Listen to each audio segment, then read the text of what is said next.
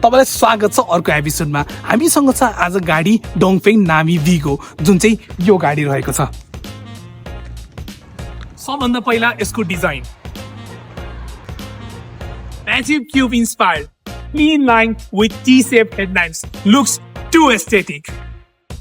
यो सेगमेन्टमा पाउनुहुन्छ तपाईँले फर्स्ट एभर अर्थ टेलगेट, जुन चाहिँ एकदम गजबको टेलगेट तपाईँले यहाँ पाउन सक्नुहुन्छ।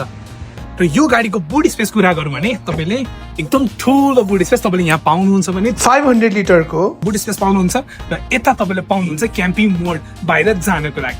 गाडी पाउनुहुन्छ तपाईँले 18 इन्च डुअल टोन एलोइज। भित्रपट्टि एउटा बटन छ जसलाई थिचेपछि चट्ट खुल्छ, यसलाई भन्छ semi door handles. Floating windows and you know the futuristic vibes.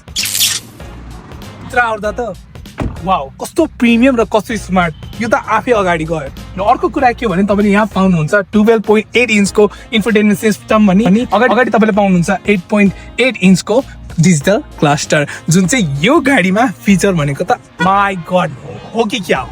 यो गाडीमा तपाईँले पाउनुहुन्छ पछाडि एकदम गजबको मुन्डो, जुन 128 कलर एमएड लाइटिङ अनि म्युजिक सिङ्क पनि। ओहो, लिटरली यो त डिस्को अन व्हील्स हो। अहिले त देख्दैन, तर रातिको समय एकदम गजब देखिन्छ यो। Heated and ventilated seat. र तपाईँले यहाँ पाउनुहुन्छ 360 क्यामेरा।